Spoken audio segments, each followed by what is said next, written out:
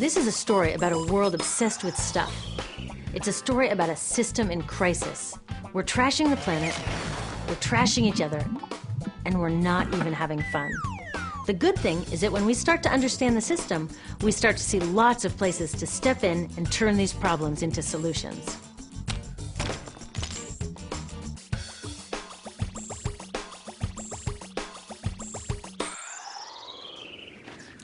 The other day, I couldn't find my computer charger.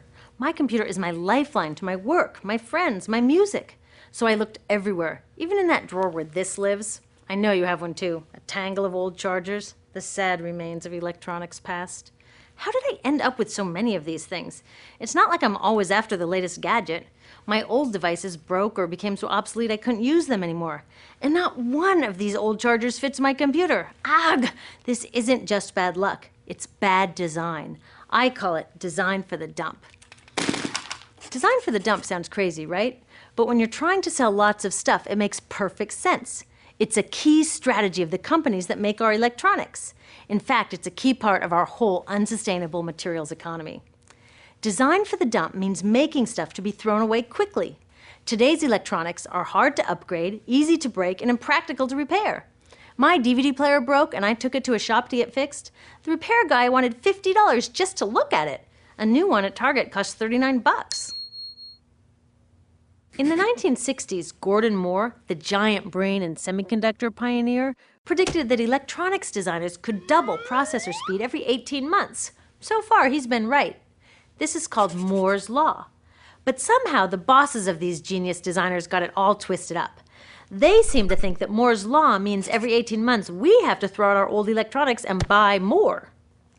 Problem is, the 18 months that we use these things are just a blip in their entire life cycle. And that's where these dump designers aren't just causing a pain in our wallets, they're causing a global toxic emergency. You see, electronics start where most stuff starts, in mines and factories. Many of our gadgets are made from 1,000 different materials, shipped from around the world to assembly plants. There, workers turn them into products using loads of toxic chemicals like PVC, mercury, solvents, and flame retardants. Today, this usually happens in far-off places that are hard to monitor, but it used to happen near my home in Silicon Valley, which, thanks to the electronics industry, is one of the most poisoned communities in the US. IBM's own data revealed that its workers making computer chips had 40% more miscarriages and were significantly more likely to die from blood, brain, and kidney cancer. The same thing is starting to happen all around the world. It turns out the high-tech industry isn't as clean as its image.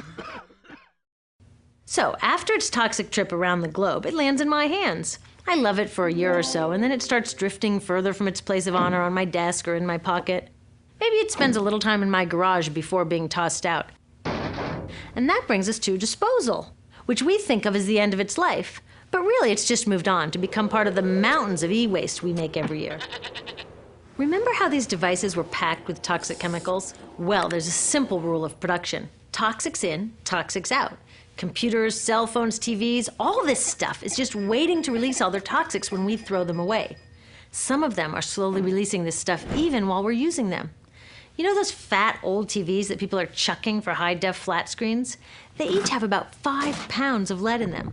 Lead, as in lead poisoning.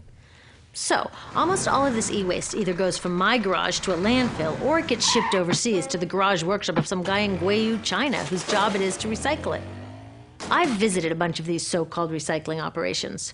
Workers without protective gear sit on the ground, smashing open electronics to recover the valuable metals inside and chucking or burning the parts that no one will pay them for.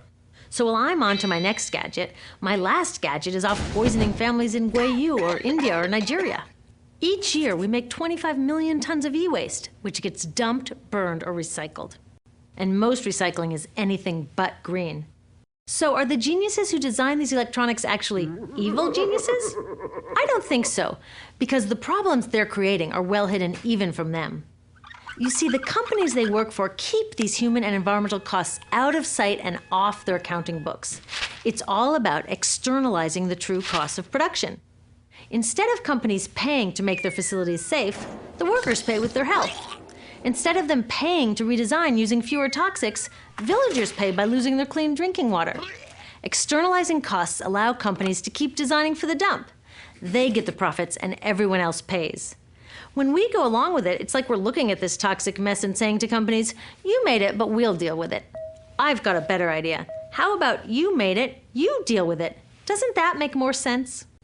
Imagine that instead of all this toxic e-waste piling up in our garages or in the streets of Guayu, we sent it to the garages of the CEOs who made it. You can bet that they'd be on the phone to their designers pretty fast demanding they stop designing for the dump. Making companies deal with their e-waste is called extended producer responsibility, or product take-back.